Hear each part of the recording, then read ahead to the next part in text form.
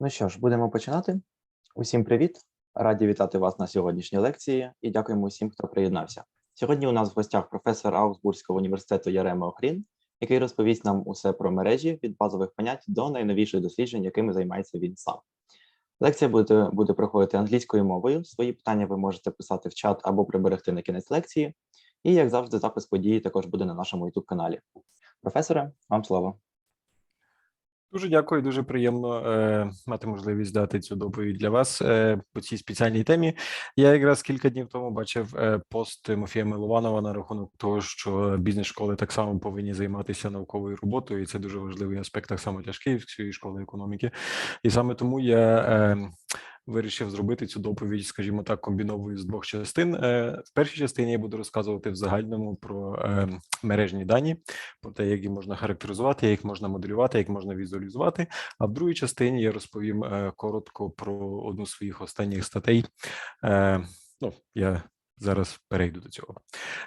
Може, кілька слів про те, чим я займаюся. Я вже років 10, напевно, професор статистики в Аугсбурзькому університеті. Ми на кафедрі займаємося всіма можливими питаннями про застосування чи розвиток нових методів статистики, економетрики та методів машинного навчання для будь-яких застосувань. Тобто у нас є багато застосувань до фінансових ринків. Ми фокусуємося, скажімо так, на фінансових ринках. У нас є методи та дослідження про аналіз забруднення навколишнього середовища для географічних даних. В нас є багато проєктів для виробничих процесів, для застосування методів прогнозування, методів машинного навчання і так далі в цьому напрямку. Мережні дані в нас, скажімо так, в двох різних форматах. З одного боку, це фінансові ринки, з іншого боку, загальні аспекти мережних географічних даних та використання їх для моделювання забруднення навколишнього середовища, опадів і тому подібного. Скажімо так, це все з галузі Envirometrics. Питання можете задавати українською мовою, відповідати так само ж українською мовою, але саму доповідь я б з радістю зробив англійською мовою, оскільки я не достатньо компетентний в українській термінології. So I would be happy to switch to English at this point. You can ask questions. You can just stop me or interrupt me anytime you like. Just raise your hand or just write a question in the chat. I'll try to reply immediately. So you don't necessarily need to keep your questions till the end of the talk. So the title of my talk is Modeling and Monitoring Network Data. And as I've said, I'll try to split it in two parts. In the first part, we'll talk about the modeling perspective or describing network data, why we are interested in working with network data. Whereas in the second part, I'll talk about my recent paper, Monitoring Network Changes in Social Media. It is a joint paper with Casey Chen and Tengyao Wang. Casey is from the University of Glasgow and Tengyao is from the London School of Economics. So it's like a partner school of Kyiv School of Economics. Just take their picture away because else. So why are we interested in modeling network data, or what do we understand under a network? So actually a network, very informal definition of a network, it is a collection of interrelated objects. So it's of course very general and we cannot say anything about modeling, about forecasting, about analyzing this kind of a network relying on this definition. So we need some kind of formalization of that. So every network will consist of the set of vertices or nodes, and then the edges that link those nodes or those vertices. There are plenty of examples of networks in the real world. I'll just pick up a couple of them. The first and the most natural one is the social network. So if we pick up all the individuals on the Facebook, then the V, our set of vertices, would be every single person on the Facebook. Then the edges would be the connection. So if you are friends with someone, there is a connection between you and this other guy or girl. In this case, it is like an undirected network because you must be friends together. If you switch to, let's say, to Instagram, then you can follow someone, but it doesn't necessarily mean that the second person will follow you. So it is a directed network. So there is a direction only, a connection only in one direction from one person to another person. Then we have like technological networks, for example. A very simple way is just to think about the emails. So emails is just, if you imagine a larger company, there are zillions of emails going there and back. It's really beautiful. You can get really beautiful pictures if you try to visualize those emails.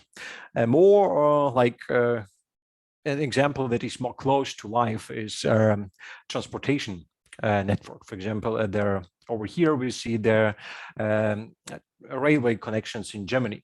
So the red lines show their lines of fast trains, intercity trains. The blue lines, those are the regional trains, and the gray lines are the local trains. So every single node would be a city or a railway station, and every single line, every single connection would be a possibility to travel from one city or from one railway station to another railway station. In that case, the nodes are fixed, and there are no problems in visualizing the map, because you have the map of Germany. You just put the colors on the corresponding connections, and that's what you have. Then we also have information networks like internet, or like a simpler version, for example, Twitter.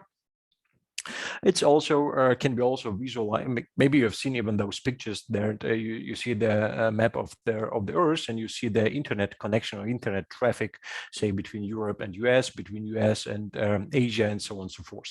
So they are really beautiful pictures how to visualize those network, relying on real world maps. Then every single node in this network, you can just pick up every single user, or you can also pick up every single internet hub. So it would be like a more like a simpler network, not every single user, but really every single internet hub in the world. What I'm personally more interested in are their economic and business networks. For example, we can consider the international trade. So if you take all the countries in the world, there is always some kind of trade between those countries. And the network visualizing this trade is shown at their left bottom picture over here. So those are the trades. I believe it is in 2007. And their size of the node shows their amount or their monetary value of the trade of this particular country, and the connections show their trades between this country and the partners. So the largest circle is the US, the yellow one. They really have trades almost with all countries in the world. I believe here only the most important trades, like their that exceed some threshold I show. Then the second one is either Germany or China, but I believe if we just pick up a similar picture for 2021, we will have China on the second place. Then we have Italy, and so on and so forth.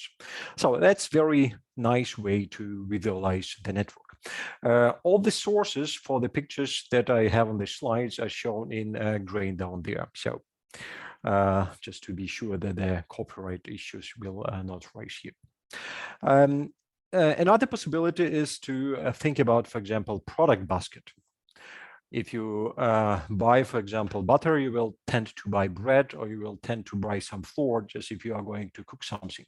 So they are typical sets or baskets of products that you try to buy together. If you buy beer, then you probably will buy chips, and so on and so forth. And in supermarkets, those products, they are tried or located together on the shelves. So they from the econometric or statistical point of view, it is called the conjoint analysis, how to model those baskets, but it can also be modeled using a network. So if you buy this one, you tend to buy that one. So there would be a strong link between those two products. And for example, you can also talk about risk spillovers. This is one of the ideas we had in the previous paper on a network that is already published 2019. We picked up 30 largest banks in the world. And of course, those banks are related to each other. So if one bank has financial problems, this will have consequences for all other banks. And the idea is how to model this kind of network, how to quantify those connections.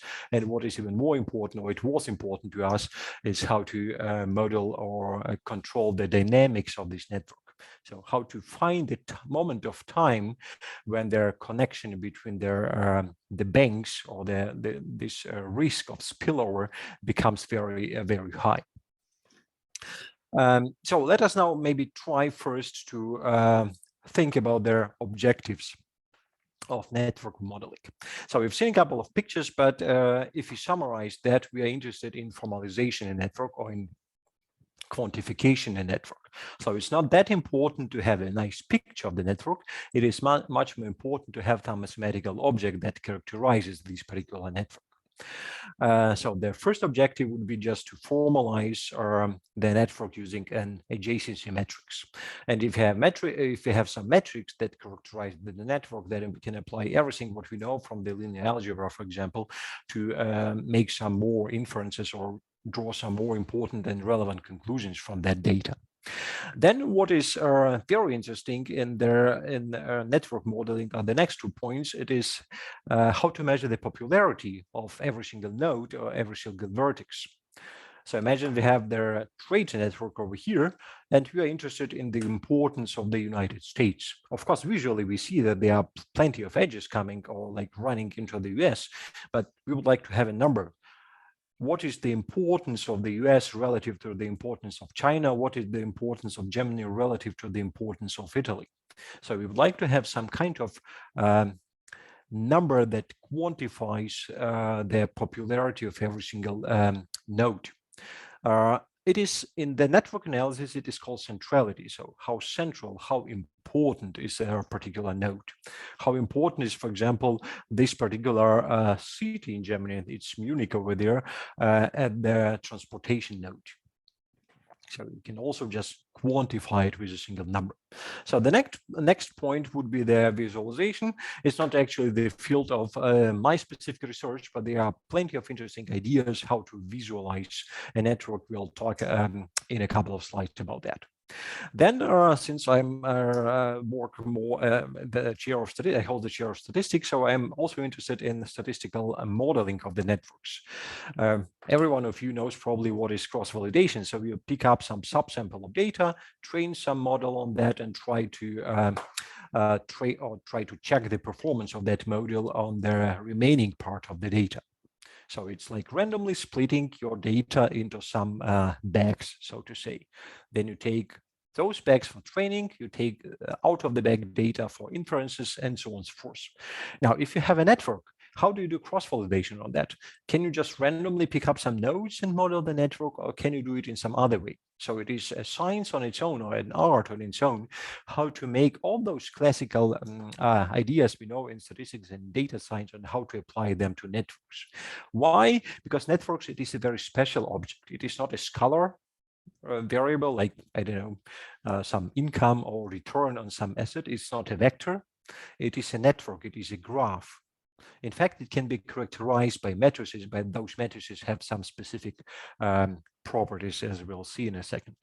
And what is super important nowadays is their network processes. We are interested in modeling the dynamics of a network over time. For example, we can have a look at the development of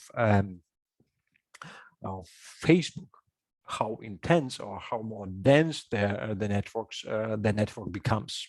Or we can have a look at the changes in the trades, or like the trade intensity between the countries, how the network looked like before the COVID pandemic, how it evolved during the COVID pandemic, and how it will arise later on. So currently we have a project, for example, we analyze the energy markets, like for crude oil, for natural gas, and so on and so forth. We treat it also the network because there are all those resources are connected in some sense, and try to analyze the dynamics of those resources over their COVID pandemic. So, but this is also like a very hot topic, and in the paper actually we try to detect changes, structural changes in the network, so that something really happens to that network, and we focus later on the cryptocurrencies. So we consider the network of the cryptocurrencies and try to detect the structural break in that network. So let us start with the quantification, how to formalize a network. In fact, I'm pretty sure that most of you have seen that already at some point of time. So every network can be characterized by their adjacency matrix. So adjacency matrix, it's a matrix. It is a quadratic matrix, and the number of the rows and columns equals to the number of the nodes. So our n is going to be the number of nodes in our network. Now, every single element of the matrix we denote by Aij, and it is equal to 1 if the node I is connected to node J. So if they see direct train, say from one city to another city, then the corresponding element in their JCC matrix will be equal to 1. If you have to change trains somewhere and you cannot get directly there to that city, then the corresponding element is going to be 0. So Aij is equal to 1 if there is a direct connection between the cities, and else it is equal to 0. We talk here about directed networks. So we believe that we can get from one city to another one just in one direction, but in other way, it can be another train, another connection. So this implies that every single edge in our network is drawn as an arrow. So arrow actually shows the direction of your connection. So we can get from city 2 to city 6, but not the other way around.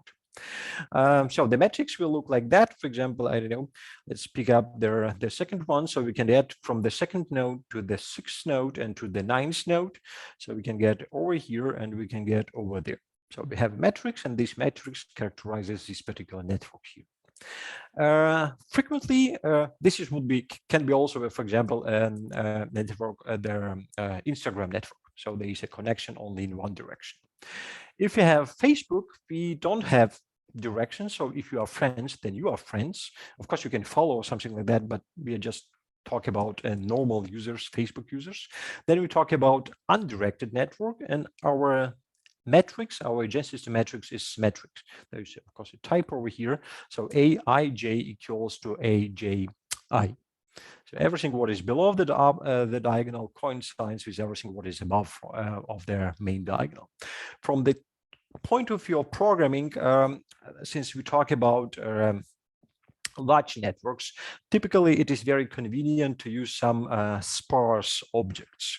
So it makes no sense to store the upper part of the matrix. It's sufficient to store only the lower part. So here we have just the lower part, and on the right hand we have visualization. So important is also the central or the diagonal of that matrix. If you have a 1 somewhere, it implies we have a kind of a loop. Loops are pretty unusual, so you cannot be friends with yourself on Facebook, you cannot follow yourself on a Facebook, and you cannot take a train from this city to the same city. So typically these kind of loops are excluded from consideration, and it means your JCC matrix has typically zeros on the main diagonal. But this is just wanted to show you what happens if you have non-zeros on the main diagonal, and economically it's a kind of strange. So typically, we don't consider that kind of an example. Now, of course, this kind of modeling here is very very strict in some sense. So all the elements of our matrix are either zeros or ones. So either you follow someone or you do not follow someone. In many cases, especially in, for example, trade networks or transportation networks, the elements are not only 0 and 1, but there is something in between. So, for example, if there are many trains to come from one city to another one, like one in the morning, one in the evening, and so on and so forth, then the intensity of this connection is higher. I don't know, for example, from Lviv to Kyiv, you can get like, I don't know how many trains are there per day, like 3, 4, 5. It means this intensity is very strong. But if you take some other cities, then the number of the connections would be much weaker. So in some sense, we would like to mimic, using our A, our element of the JCC matrix, the strength of this connection. And this kind of a network is called a weighted network. So all the elements are between 0 and 1. If there 0, there is no connection. If 1, then we have a very strong connection. Sometimes they are also taken unbounded, so it can be any natural number or any real number that is simply positive. Now, if we just have a look at the picture here, we see that we have thin and thick lines. Thick lines typically correspond to very strong connection, for example, between two major cities, or let's say this trading between China and the US, they have very high trading volume. Then we have a very thick line. And if you have a very thin line, for example, 1 and 7, it would be, let's say, connections between some local cities, or it can be also a trade between two less less important countries. It's not nice to say, but less active countries, let's say. Well, let's not make any examples at this point. Now, let's have a look at one example that we'll discuss a couple of times later on. The data set is from Catherine Ognjanova. She's professor of associate professor at Rutgers University in the US, and she works a lot on network analysis. And I picked up this example from one of her publications. So it's about media sources. So we have New York Times, Washington Post, Wall Street Journal, and so on and so forth. And what we're interested in the references in, for example, New York Times on articles in Washington Post. So of course, there are some cross-references, and we are interested in modeling or in visualizing those cross-references between their media sources. So exactly the same you can do, for example, for Ukrainian media, you can take Correspondent.net and something else and just see how many times they refer to other informational sources and try to visualize that. Actually, it's also very interesting from the economic perspective, who is like their original, who provides the original source of information and who only refers to that source later on. Also, the dynamics of that network would be super interesting. So I work a lot with R, so all the code will be with R. So this first part here visualizes or shows our nodes, the medias, and what we have down there, just their upper part, it shows the links. So their first node refers to the second one 22 times, then fourth one 21 times, and so on and so forth. It is possible to create a graph object in R. It will probably look roughly like that. Those are all the connections, and this is the sparse visualization of the adjacency matrix. So it's important in Python, it's exactly the same. Those adjacency matrices are always very sparse, so there are plenty of zeros, like most of the elements are zeros, and only some of them are non-zero. So that's why it's easier, or it is like a more space-saving approach to store them in a sparse way. So just drop all zeros and keep only the non-zero elements and the corresponding coefficients. So if we visualize that, it will look like that. We will have like USA Today, many sources just refer to articles in the USA Today, and USA Today refers from time to time to BBC and so on and so forth. So this is like a very simple way to visualize that network. We have the thickness, the frequency of the references, like very thin line over here. So Yahoo News refers just a little bit to New York Post, but USA Today and BBC, they refer to each other very, very frequently. Now, very general idea. So this is one possibility to visualize that, but there are, of course, many other ways how to do that. What I've shown on the previous slide, it is the so-called network maps. So it is possible to show the nodes like circles or anything else, and the connection between those circles would be our edges. Thick lines would show strong connections, thin lines would show weak connections. It is also possible to visualize your network using the so-called arc diagrams. Arc diagrams, they are, I would say, less popular, but they also produce very nice pictures. And one important characterization of those arc diagrams is that they allow you to show all the labels over here. So typically, if you have a map like that, or a network like that, you cannot label every single node in there because you will not be able to read that. So we are happy here because we have very few nodes. But already here, like Wall Street Journal gets out of the circle. If you use arc diagrams, then you can just put all your nodes on the horizontal axis, and you can put the labels along this axis. So that's super convenient. Their objective over here is to make a nice picture. So the visualization, it has no statistical background. It's just aesthetics of the picture, so that it is readable and that it's nice. The Hive plots, they argue that they also provide some interpretation, or you can control the visualization of that picture. So in fact, what you do there, you put your nose on the axis, and then the lines or the sectors that connect those axes just show those connections. So they are probably not that popularized, are they? Because you need some background, you need some understanding of the network and how to construct those hive plots, but they are like on the rising, I would say now. My personal favorite in visualizing networks as an alternative to the simple network map up there are the so-called heat maps. Heat maps is a very convenient and nice tool to visualize, for example, the correlation matrices. It's very convenient to visualize networks and the adjacency matrices. You have all your nodes on both axes over here, and the color of their corresponding rectangle shows the intensity of your network. The intensity of your edge or the intensity of your connection. So it's really super popular, and it is also easy to read. You can also see some clusters in the picture and so on and so forth, and I'll show it later on in the empirical example on our cryptocurrencies. Now, what else you can do? You can also change the size of the nodes to stress the importance of some of the actors or some of the players in the network. You can show the strengths of the connections by the thickness of the edges. You can show directions. You can show some communities, so you can, for example, visualize the different nodes with colors just to show something, and so on and so forth. So there are really plenty of possibilities how to tune the visualization of your network to transfer more information to the reader. Then you can control many things. You can control the color. Say if you have trades between companies between different countries, you can show the companies in one country in one color, companies of other country in other color.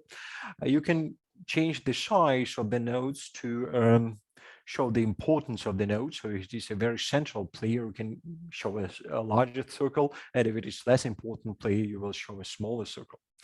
Now, aesthetics, it's something very subjective, but many of the methods that are used in visualizing a network, they aim to make a nice network. So this is like the key point of all of that. So one possibility is to draw a network with as few edge crossings as possible. So for example, if you go to the network over here, we see very, very few edge crossings. So there is a crossing over here, there is a crossing over there, and there is a crossing over here, and they over there. So despite of the fact that we have very many edges, it is visualized in such a way that the number of the crossings as small as possible. So it is like an objective function in their visualization, because if there are many crossings, then it is difficult to read that picture. Then sometimes you try to make very uniform edges. That's not always the smartest approach, but it is possible to do that. And you also try to prevent some overlapping. So it is better just to show the nodes far away from each other than just to compress them and have some kind of overlapping. And of course, people like symmetry. Everything must be symmetric. Our buildings are symmetric. The person, if you see someone's face, you like when it is symmetric. And that's why typically we also try to visualize our networks in a symmetric way, because it's like our favorite way of seeing things for human. Now, I just picked up here a couple of possibilities how we can visualize our media network. One possibility is to plot everything on a circle. That's super simple. You just put all their nodes in a circle and show the connections. You can see here also some clustering. For example, there are many lines running around there. So it means those guys here are very strongly connected between each other and also to other nodes. And those guys here are not connected at all. So they just disappear from the network. They do not have any references, so those are very weak. You can put the guys also on a grid. This is like a matrix type visualization of the network. You can put on a star if you have some very important player in your network, and just put it in the center and show the connections to all the objects around. And another possibility is to show it on a sphere. So it is not a circle or a star, it is like on a sphere. So they will be randomly or like uniformly distributed on a sphere in some sense, but projected here. So all those guys here, they are it's like aesthetic approach or geometric approach to positioning your nodes. So either on a circle or in a matrix grid, on a star type or on a sphere. So there is nothing, no super idea behind that. But it is also possible to use some physics to do that. For example, the Fruchterman-Reingold and Kamada-Kawai, they rely on so-called force-based visualization of the networks. So imagine just your basic course in physics. Imagine you have some electric elements, for example, some electrons, protons, or some metal balls that are charged. Typically, it is like that if you have many such balls, they will be in some kind of stable state. They attract each other. Those that are similarly charged, they will distract each other. They will just try to turn apart. If they are similarly charged, differently charged, like 1 plus, 1 minus, they will try to come together, right? And there is a possibility that you put just many balls on a table and they will be in a stable situation. That's exactly what's happening with those force-like visualization of the networks. Those edges, they are treated as charges, electric charges, and we try to find a stable constellation, stable positioning of the node. So there's really a huge theory behind that. Of course, we don't see that. We just use some option in R or in Python, and you are happy just to get a nice picture. But the idea behind that, it is really a very fundamental, either mathematical or physical or some other type of theory behind that. Now let's talk a little bit about characterization of the network. So we know that we have adjacency metrics, but we would say a little bit about their individual nodes. So what is important is the node's degree. So degree actually characterizes, in some sense, their it's like the simplest way to measure the importance of a node. In the simplest case, degree of node I would be simply the sum of the raw sum of the elements in your matrix. So recall, if you think about your adjacency matrix, then in one row are all the connections to other nodes. For example, you take the first row, and the second element would be the connection between the first element and the second one, first one, third one, and so on, first one, the last one. So if you sum all those elements, it is the sum of all connections of this particular node to other nodes in the network. If this number is large, this implies there are many connections to this node. If this number is small, then it is a kind of an isolated node, and there are very few connections to that one. This works only for undirected networks, and if you have a directed network, then we have to distinguish between ingoing and outgoing degrees. So ingoing measures how many connections are coming into this node, and the outgoing degree is the sum of the connections going out of that degree. So how many people do you follow on Instagram, or how many people follow you on the Instagram? So there are two different numbers. And if you go to your account on Instagram, you have up there like following and followed. And this is exactly the ingoing and the outgoing degree for your Instagram network. Now, for example, if you take our media networks, and we see that the third node has the highest degree. I don't know what is the third one.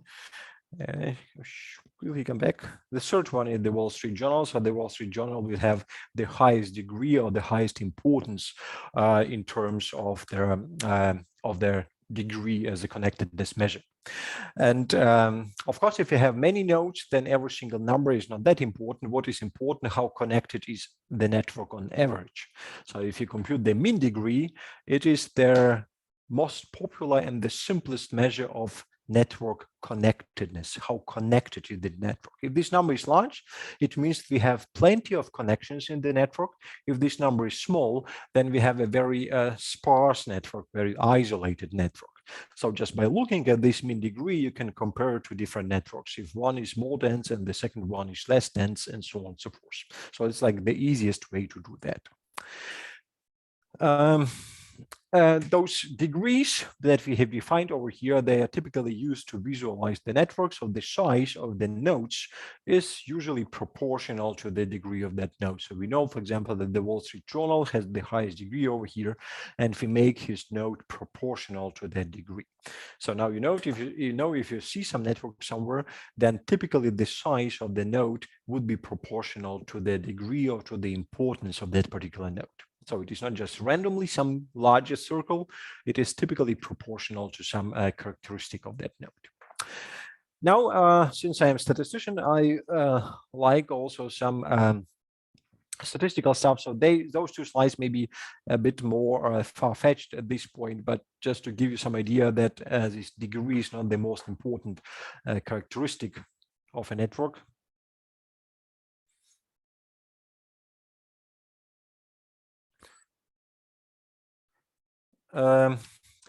That we can also take all the nodes of our network and try to treat this one as a random sample in some sense. For example, this example, it shows the connections of all US airports. So if this airport, if you can fly from this airport to many other airports, then it is very important, central airport like JFK or something like that. If you can just fly to a couple of cities around, then this is a small airport. And in fact, there are, I don't know how many, I haven't checked how many airports do we have there, but this is really a huge number, like 2,000 different airports in the US. And what you can do, you can simply plot the histogram of the degrees. For example, for all those airports, we have the histogram over here, and we have the first rectangle over there that is very high. It means there is a huge fraction of very, very small airports in the United States, right? They have very small degree, so you can fly from this airport just to a couple of airports around, and the fraction of those airports is huge. Then I don't know if you see that, but there are a couple of rectangles over there, super small. Those are really huge airports with a huge degree. So you can fly to very many airports out of there. So it is a very important like transportation node in some sense. And there are very few of them. So typically this kind of a very non-sparse, because you see the maximum degree is 1,700 and the mean is 62. So it is an extremely skewed histogram. So there are plenty of small airports and a few large airports. And that would be like a typical characterization of such a sparse network. So it is really very sparse network in that case. You can also plot the empirical cumulative distribution function of those nodes, and it will look like that. So it have a very strong kink over there. So it will break at some point, implying that we have plenty of airports with small degrees, and we have just a few airports with very large degrees. If you recall, the CDF or ECDF for a normal distribution, it will look like that. Or like for most of the distribution, it will look like that. It will slowly increase from 0 to 1. This is a completely different distribution function, so it doesn't resemble normal or something like that just because of that skewness. And in fact, from statistical point of view, there is a very simple way to statistically characterize a large network, and this is the so-called power law. So we can try to pick up this distribution function over here and try to model it using the power law distribution. So it is a kind of a specific distribution in statistics used for modeling such a skewed data. So it's like, we have normal distribution, we have chi-square distribution, T distribution, F distribution, and power law distribution is another type of distribution. It is a very simple distribution function, but it is surprisingly perfectly suitable to model the networks. It is really very simple distribution, but it is very good for modeling this type of strange behavior of the empirical cumulative distribution function. So it depends on a single parameter, this alpha.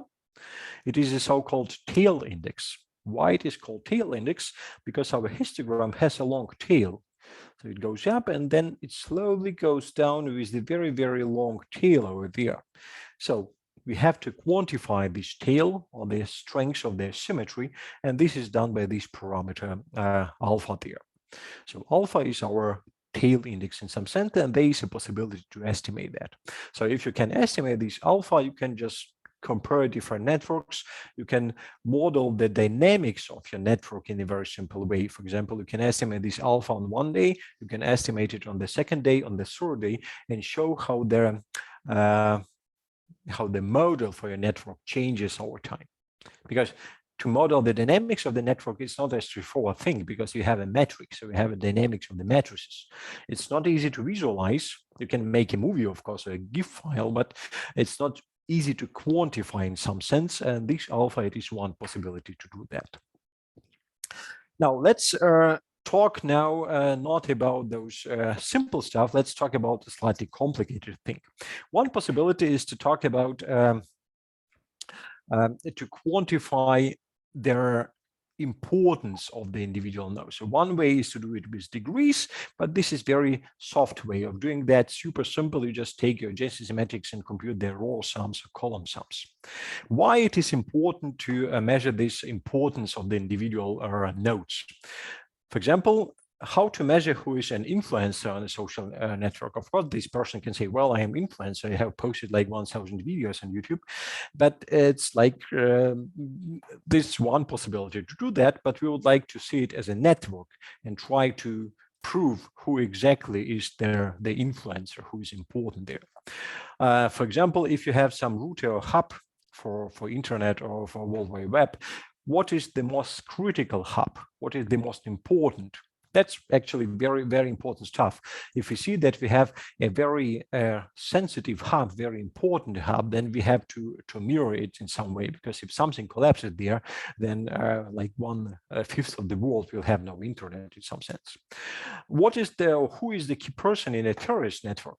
So this is actually very important stuff, and there's really research, and not only research, but it is also applied in practice. Their communication networks of their people who are suspected to be terrorists is monitored all the time.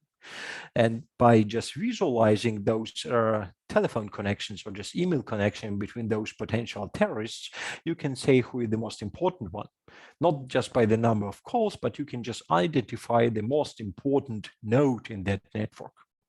And this most important node would be like the most important person in this terrorist network. And if you eliminate this network, there is a high probability that the whole network will disappear. They're also like, what are the most important banks in the world? Of course, if you've heard about this problem with Evergrande in China, this real estate company. This is a really huge player. We know it just by looking at his market capitalization, but we can also try to build a network, how the companies are connected to each other. I'm pretty sure this Evergrande would be like a very important player. If this company collapses, this will have consequences for the rest of the world, as it was with Lehman Brothers, like, I don't know, 10 years ago. And so on and so forth. So they are like very important practical ideas. Why do we want to measure the centrality or the importance of every single element? I'd like to show you like 3 most important measures of the centrality: the closeness centrality, the betweenness centrality, and the eigenvalue centrality. The closeness centrality is the simplest one. The closest centrality measures, in some sense, the distance to other nodes in the network. For example, we denote by this DUV the length of the path from the node V to the node U. So how many steps do you need to get from one node to another node? So it's not about direct connections, it is about any connection. So we have here our node V, and here we have all the lengths of the passes from the node U to the node V. For example, let's take a very simple network like this one. Let's take this node over here. To get to this node, you need just 1 step. You need also 1 step there, you need 1 step here, you need 2 steps there, you need 1 step there, and you need 1 step there. So to get to most of the nodes, you will need just 1 step, and you will need 2 steps to get to this node over there. So this element has a very high closeness centrality. It's very close to many nodes in your network. If you take another one, let's take this one. To get from this node to that one, you will need 3 steps. 1 step, 2 steps, 3 steps. You also need 3 steps there, 3 steps there, 3 steps there, and you will need 1 step to this node and 2 steps to this node. So to get from this node to any other node, you will need on average 3 steps or almost 3 steps. So this is not a very central node. It's far away from the rest of the network. So this kind of a formula will actually define the closeness centrality, or how close or how short is on average the path from this node to any other node in the network. So if we pick up our media network, then the highest one.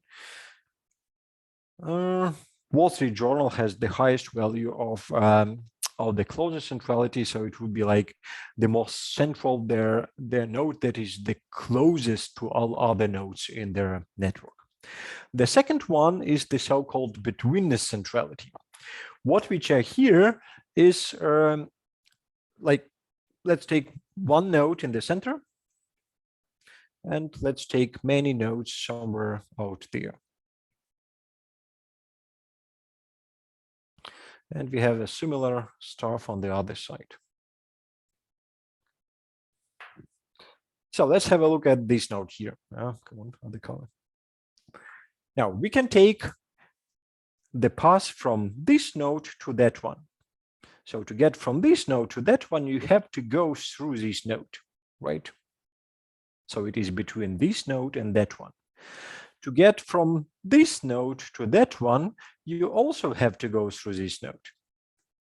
So going from any node on the left-hand side to any node on the right-hand side, you are forced to pass this node here. So it means this node is between many elements of the network. And this betweenness centrality here actually measured this stuff. What we have at the top of this guy here, it is the number of the passes from between 2 nodes that go through this particular vertex. So how many passes are there leading from this node, for example, to that node, and that go through this element over here. And what you have down here, this is like the number of the passes that lead from this guy to that guy without going through your node. So it is like the fraction of the passes going through this node and fraction of the passes going not through this node. And it is clear that this node will have a very high betweenness centrality because many passes will just go through this node. If you take this one, this guy here will have very small betweenness centrality. Why? Because the only pass or the only node that is connected via this node is this one. So if you want to get from this node anywhere else, you have to pass this node. But all other nodes can be attained or achieved from any other node without passing through this node. So this guy here will have very low betweenness centrality, and this guy will have very high betweenness centrality. So very natural and very intuitive approach, but we have to come up with some formula to be able to calculate that. And if you have a look at the values here, then I believe the Wall Street Journal will also be will have the highest betweenness centrality. I don't know, just going back because it will take too much time. And the last one, it is the eigenvalue centrality. It's a very like a super genius idea because actually the first version of the page ranking by Google was based on the eigenvalue centrality, and it was called PageRank. So Google uses a version of this approach over here to sort their web pages in Google search. So of course they do it in a more sophisticated way now, because now it would be infeasible to do that because we have to compute eigenvalues of a matrix of billions times billions. So they have like a less computationally intensive approach now, but the original version was based exactly on this eigenvalue centrality. So what's happening here, actually our eigenvalue centrality of a particular element, or let's take this form over here, our eigenvalue centrality of the node V would be a weighted sum. Let's write it in a adjusted version, so it's not exactly it's on the as in the sum over there, but it's easier to understand. So the importance of the V's node depends on the edges of this node and the importances of other nodes. For example, let's take this guy here, the first node. If this guy is important, so it has high centrality, and you have very strong connection with this guy, so you have very strong edge with this guy, then you are also important. If this weight here is small, so you have very weak edge with this important guy, then your importance is low. So this implies that this is something like if you are connected to some important people, so if you are connected to Kim Kardashian and Paris Hilton, then you are also important. You're also a kind of influencer because those two guys are important on social media. And that's exactly what is measured here. So the fraction or the size of your connections to other important nodes. If you are connected only to weak nodes, then you are not an important player. If you have good connections to important nodes or to nodes with high centrality, you are also an important and central element of this node. So for example, if you have, let's say, Kim Kardashian over here with super many nodes, you are over here and Paris Hilton is over there. So those girls are super important. But because you are connected to those two guys, you become also important. There may be some other guys in between and so on and so forth, but you are connected to two important players on the network, and this makes you automatically important. And that's exactly what's happening. For example, here, the highest value is New York Times. It's not Wall Street Journal. Let's just go shortly back to our picture. So we see that New York Times is over here. New York Times does not have very many connections. It's not connected to very many nodes, but it is connected to most important one. It is connected to Wall Street Journal. It's connected to USA Today, to Washington Post, and New York Times. So it is connected to four, I would say, almost most important nodes on this network, and it will make New York Times automatically a very important player. So it will be a central node if we rely on our eigenvalue centrality over here. So this was like the general part when I talked about centralities and about the networks. And let me take a couple of minutes to show the results of our paper. I will not go in all the details because it's really very technical. At some, we have a couple of pages of proofs there, but I'll try to talk a little bit about the motivation and about the empirical example. So I said a few words about time dynamics of networks. So the networks, they are not fixed, but they vary over time. So they change, the connections change, the number of references changes, the number of friends on Facebook changes, and so on and so forth. So there is some dynamics in the network.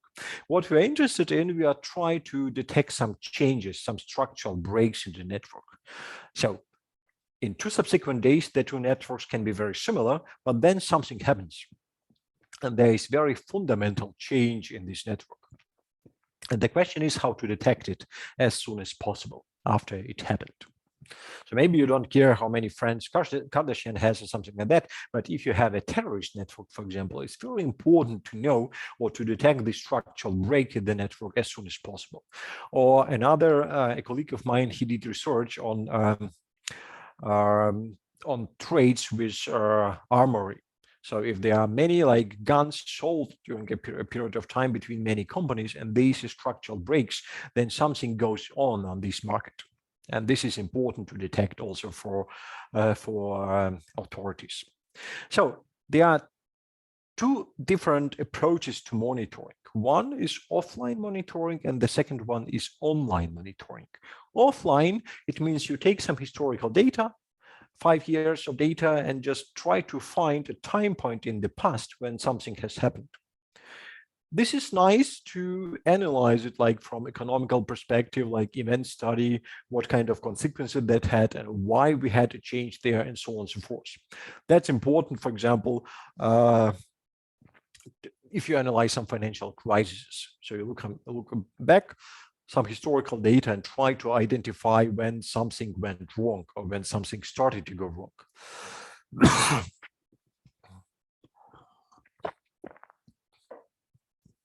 For example, this real estate bubble that we had a couple of years ago, it was interesting to find at which time point this change on the market has started. Like by looking back into the past, like ex post analysis. Another way is to do it to make an online monitoring. For example, if you look at their cryptocurrencies, they go up and down.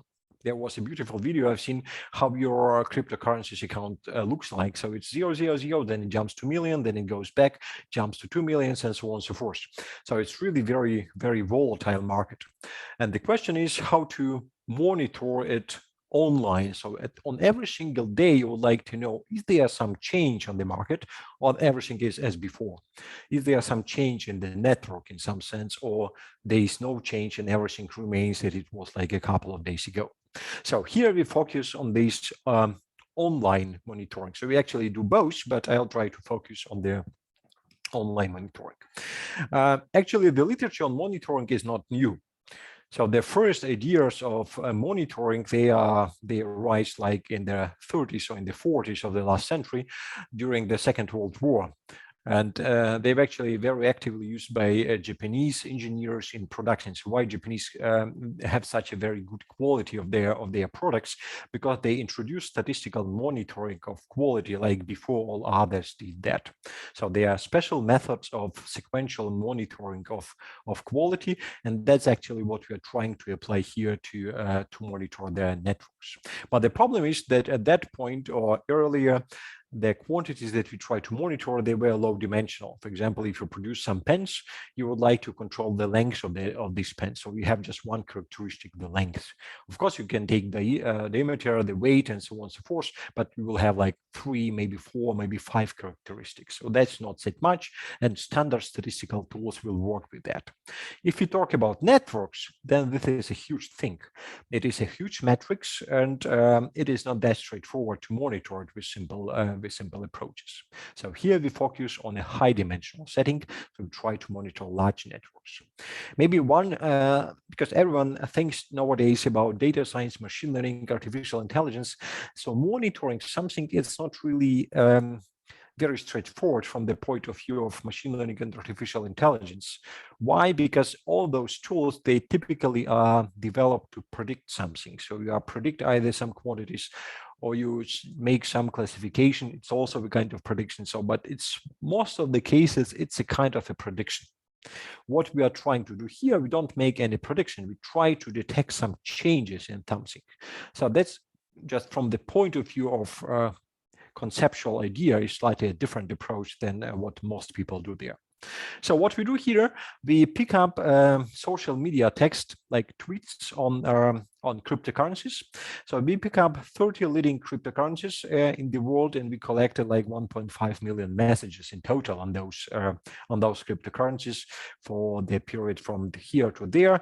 There was a cryptocurrency bubble at the end of 2017, beginning of 2018, and we are interested if we were able to detect this bubble with our tool. So those are textual data. So those are sentences or tweets. And of course, to be able to analyze that, we have to make some kind of preprocessing of that. So what we did like word level tokenization, lemmatization, tagging different parts of speech and stop words removals like and so on and so forth. At the end of the day, we had for every single message a very dense list of relevant words. So we dropped all endings, we brought everything to the roots of their sentences, we dropped all irrelevant words like there, in, and so on and so forth. So we just concentrated all the information on the keywords in that sentence by using all those text mining tools. At the end, this message for every single coin or cryptocurrency was converted to a vector of words. So we just stacked those words together. And now the question is how to measure the connections between those cryptocurrencies. Because if you talk about cryptocurrencies and networks, we need to build a network in some way. So we must be able to build these metrics. The simplest way is to do, of course, some correlations, but that's not that important. Correlation, that's exactly what we are trying to do.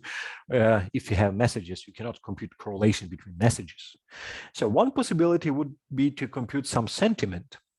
For example, if there is some positive tweet about Bitcoin and there is a positive tweet about Ethereum, for example, on the same day, then those two cryptocurrencies are connected. So there is positive sentiment about the two of them. But if there is a positive sentiment about Litecoin, a negative sentiment on Ripple, then something goes wrong. Those two currencies are not really connected. There is a very big connection between those.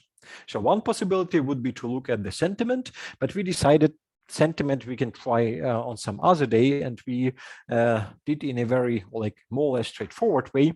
We try to use the so-called cosine similarity that is based on TF-IDF. I don't know if you are familiar with those text mining tools, but there is term frequency inverse document frequency. So TF-IDF, it is a standard measure to quantify the importance of a term in a text document. So term frequency inverse document frequency. It's computed by computing the frequency of a word in a particular document, and then inverting the number of the documents that are do not have this word, like the importance of this word for the particular document, and so on and so forth. So it's another story. So I can give a lecture only on text mining, but that's not that important here. So what we do, we build our adjacency metrics just by computing the similarity, the cosine similarity between those TIF IDFs for different messages. And we do it for every single message for every single coin in our data set. So at the end, we will have a sequence or a time series of adjacency matrices on weekly basis for our 30 nodes. So what we can do with these metrics, we can either control these metrics directly, or we can compute, for example, their degrees. So we know what is the degree. It is the sum, row sum, or the column sum. We have a directed graph here because this guy is symmetric here, so we don't care about some undirected stuff. So what we show here, it is a heat map visualization of our cryptocurrency map. On the vertical axis here, we have all the cryptocurrencies starting from the Bitcoin, Litecoin, I don't know all those names, and ending here with something. And on the horizontal axis, we have the time span. And every single column in this matrix here, it is the vector of our degrees, like the importances of or the connectedness of every single node. And what we see that there are really some kind of phases where everything becomes extremely hot. So at the end of 2017, there was this cryptocurrency bubble. That period, like we have a plot of these. Don't be afraid, we'll not go through all those slides here. At the end of 2017, there was a huge increase in the price of Bitcoin, for example, in the US dollars. Of course, we miss our 2020, where it was like $50 or $60,000, but at that point, that was a lot. So it was really a crypto bubble at that point, and then it dropped like 4 times, like 75% after that. And at that point, all the cryptocurrencies become extremely connected. This red color here actually indicates that the connections become very intense. So the whole network really collapses to a single ball. And then the situation relaxes and goes like disappears, this connectedness. And important stuff is how to detect this guy. So if you would knew that something goes on the markets, we would have bought a couple of Bitcoins over here and we would get really rich. So it is important to detect this change in the network as soon as possible after it has occurred. Now, I would just say a few words how we proceed from the statistical point of view, not to bore you with the idea, but this is really a very nice approach. So the idea is that our edges, they are stochastic. So if they change from one period of time to another one, they are like random variables. They have some distribution, f, and they have some expectation.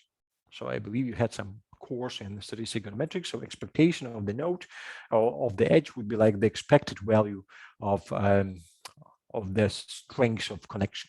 What we do, we believe that there is some structural break. So up to time point tau, up to week tau, it is like mu1, and after point tau, it is like mu2. So there's one expectation, one strength before the time break tau, and another value after time point tau. And what we do, we try to exploit this idea or this change point model later on. So what we do, this is actually very nice economic idea.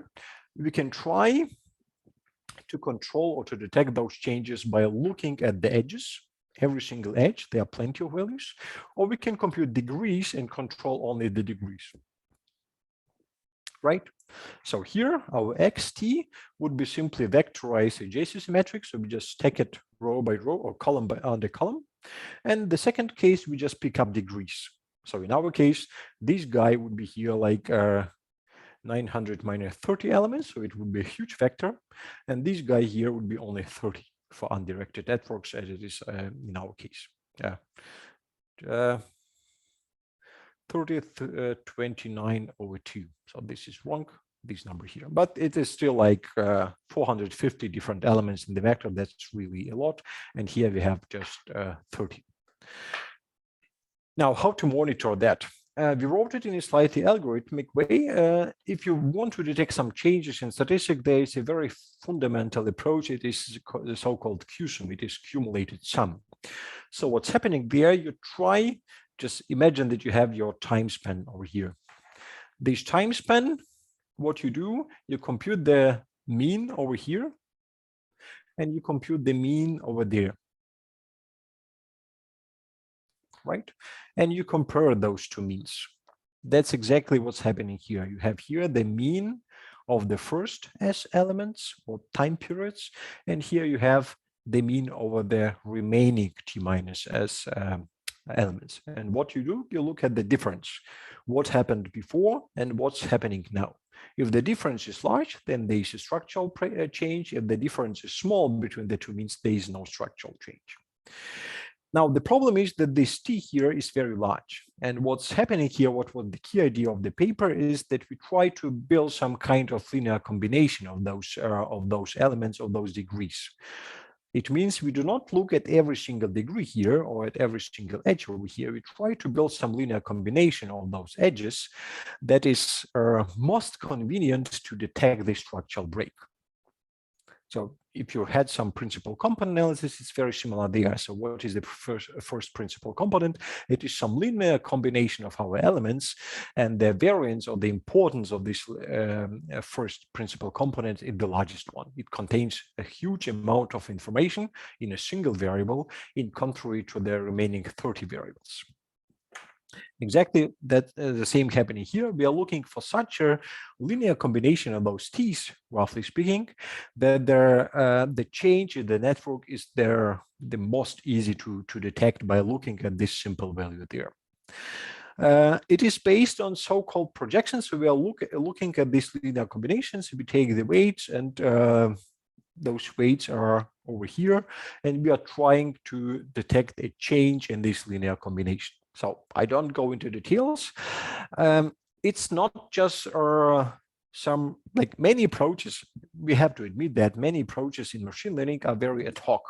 So people say, well, it works fine, let's do that. What we do here, we provide some theoretical guarantees that it's really optimal to proceed in the way as we have done that. For example, here we show that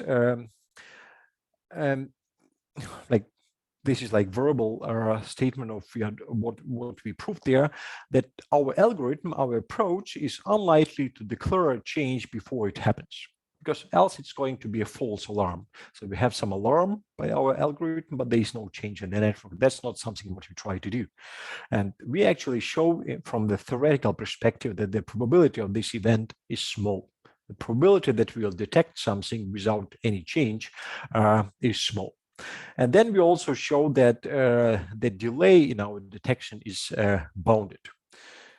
So if this is a true time point of the change, this is the estimated time point of the change, and we show that the probability that this delay in the detection is like small, then this guy is pretty high. So with 95% probability, we'll have a delay less than, say, 5 periods or 10 periods.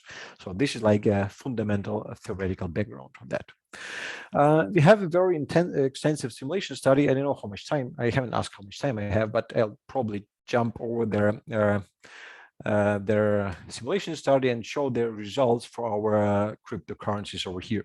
So as I've said, we have two approaches. One is like degree-based detection. We have only our main cryptocurrencies, and the other one are the age-based detection. And we see that our network, our approach, is very well capable of detecting this change. So I don't know if you see there, but their first detection was over here. If you look only at the degrees, that's probably a little bit too late. So if you look at the nodes, we have very large delay. So if we just like the first week of 2018, we are over here. So we are much too late. So it means that if you look at the degrees, we have a huge informational loss. So we lose a lot of information if we aggregate our data to degrees.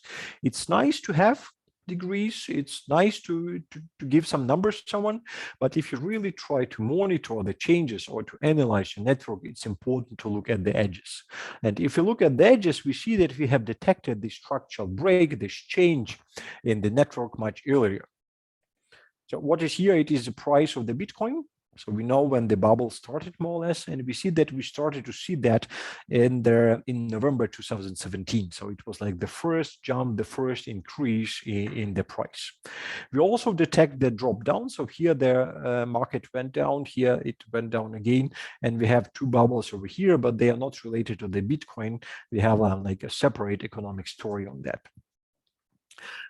If you look at their networks, if you just try to visualize those networks, then I just picked up a couple of days. So this is like at the end of November, we have many isolated nodes. So there are many cryptocurrencies that either not mentioned on Twitter or their connection to other cryptocurrencies cannot be detected. So they are just mentioned there, some very, let's say, random cryptocurrencies. So at the beginning of 2018, this is the Dogecoin. We see that they separated from the rest, but all the other elements of the networks are superly intensively connected to each other. And this remains. So here we have very dense connections. So this is like the period of the bubble. The prices are super high. And then at the end of the 18, it collapses a little bit. So we get again a node that is separated from the rest. And we have a pretty dense network of the remaining currencies over here. So I think 1 hour and 20 minutes is kind of sufficient. So this is not really not relevant because you didn't went very deep into details on that. So those are the main references. There are also a couple of interesting books on their modeling of network data. Statistical modeling of network data, I think it's called like that. And there are super many sources on the internet on network modeling. What's also important is not just to take, it's my favorite recommendation, is not just to take some function in R or in Python and to apply something. You have to realize, you have to understand what this function is doing.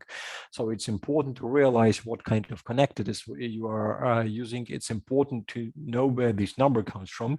And if you visualize a network, it's important to realize why the picture is exactly like it is. It's not just, okay, I have a nice picture, I can show it to someone, but you should be able to get some feeling why it is plotted like that and what the numbers are telling you.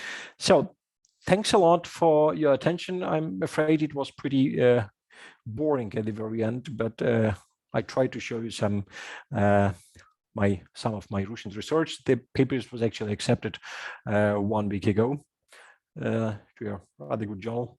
So I'm happy about that. So here it is still a rise or submit, but I have to update that part. So thanks a lot for your attention. Are you still here? Так, професоре, дуже дякуємо вам за лекцію. Певне, що всім було дуже цікаво та корисно. А якщо в когось є питання, можете їх зараз ставити. Не знаю, чи цікаво, але точно корисно. Якщо корисно, то і цікаво. Ну, це таке. Так, питання? Вас Ви не можете чути, мені потім Віктор? написати по емейлу. Тобто, мій емейл має бути скрізь в інтернеті. Якщо будуть конкретні питання, можете зв'язатися потім. Презентація не буде надіслана, але Не відео буде буде на надіслана. нашому каналі розміщено. Я презентацію не хотів би розповсюджувати напряму, але відео буде, воно було записано. Ви там початок, напевно, відріжете, там, де була загальна цей. Там хтось, наче, питання хотів задати. Ну, це питалися про презентацію, чи буде Ні, надіслано? там хтось відео включив, але не казав нічого. Усі інші дякують. Курс Coursera, я не знаю. Тут посилаються на якийсь курс на Coursera про Network Modeling, я не знаю, чий це є. Я не можу саме про це нічого сказати. Добрий день. Тут таке запитання: як ми можемо робити прогнози на основі оцих графів знань?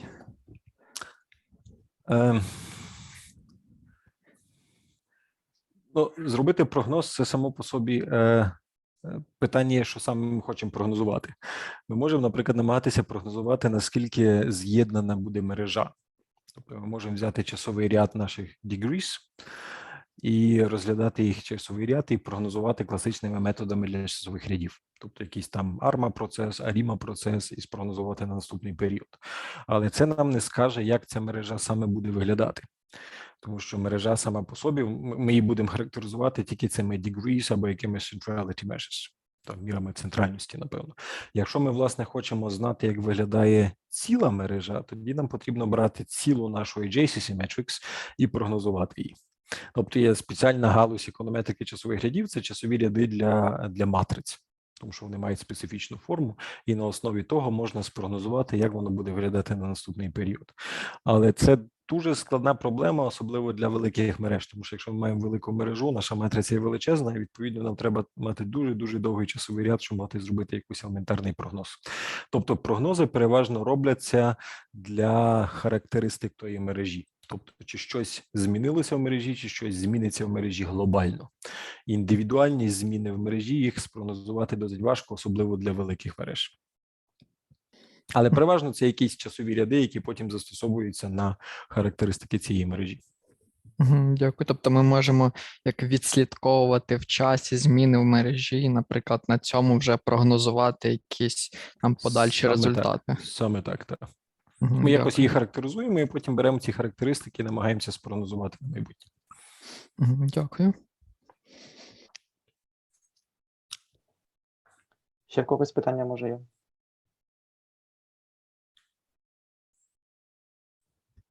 Якщо ні, то ми тоді будемо, напевно, закінчувати. А можна ще запитання? У мене така прикладна задача.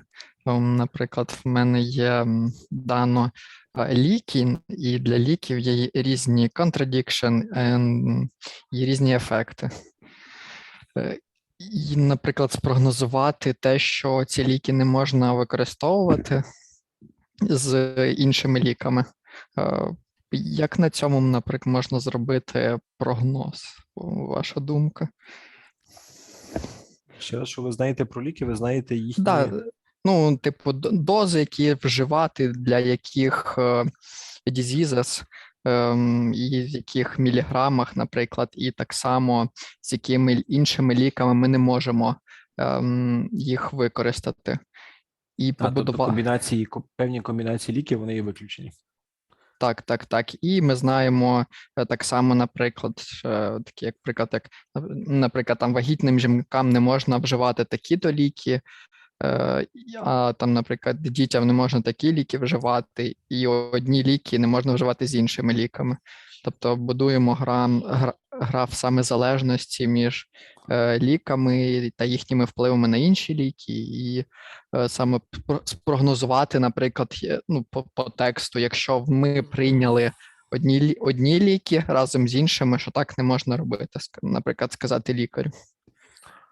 Ну, я не знаю, наскільки, ну, треба подумати, як це можна мережно аналізувати, але мені більше хочеться застосувати щось з кластерного аналізу тут, тому що це певні ви будете мати певні характеристики ліків, і ви захочете ці ліки загрупувати в певні, скажімо, кластери чи групи з схожими характеристиками. Тобто, якщо ви маєте одновий тип ліків, ви перевіряєте, до якого кластеру він належить, і зможете зробити висновок, які типові наслідки можуть бути при вживанні цих ліків. Угу. Тобто я без сходу намагався використати щось з кластерного аналізу, з мережного аналізу. В мережному аналізі найскладніше це якось поміряти оці лінки між двома ліками. От в даному випадку, можливо, це буде відносно просто. Тобто, якщо є певні схожості там в рекомендаціях, чи в дозі, чи в якихось побічних ефектах, то це, можливо, можна. Ну, для чого ще мережні дані використовуються? Так само ви малюєте цю мережу, і потім з них їх самі дані ви можете групувати. Тобто ви фактично зможете знайти якісь кластери цих даних. І якщо ваші нові ліки попадають десь в який кластер типових, то це теж буде якийсь висновок. Ну, це так сходу спонтанно, тому що питання дійсно дуже нетривіальне, я б сказав. Я розумію. Тобто мені би якось хотілося це прив'язати до кластерного аналізу, тому що будь-який інакший метод моделювання це буде складно. Угу. Але Дякую. питання, як міряти ці схожості. Ви, напевно, повинні мати якусь класичну базу даних характеристик всіх ліків, але вони більш-менш стандартні повинні бути. І потім по тому міряти відстань між двома ліками або схожість між двома ліками. Але от комбінації я цього, чесно кажучи, не уявляю. Тобто, якщо взяти... чи ви знаєте для кожних ліків, чи можна їх вживати з іншими ліками? Ну, частково, так. Ну, тоді це можна якось спробувати, тому що це саме те, що... Ну, тобто, ці лінки можна будувати на всьому, на характеристиках, але з іншого боку, так само і на ці, як називається, чи їх можна вживати разом, чи ні, ці ліки. Угу. Це треба сісти подумати, тобто це так дуже спонтанно, то що я не говорив. Ну так, я розумію, це така об'ємна задача. Так. За 2 Дякую. хвилини не вирішується. Дійсно. Дякую. Добре. Так, ще питання може в когось? Від мене є питання. А як це все пов'язано? Тому що у вас написано на цьому Data Science UA, це мало бути Київська школа економіки, і там ще щось було про Google. Так, значить, є Google Developer Student Club. Це програма від компанії Google, це ініціатива компанії Google, яка займається створенням студентських клубів на основах університетів. В даному випадку є студентський клуб на основі Київської школи економіки. Тому, відповідно, KSE Google Developer Student Club. І нашим партнером є Data Science UA, які, наприклад, нам надають преміум Zoom-аккаунт для того, щоб проводити наші зустрічі.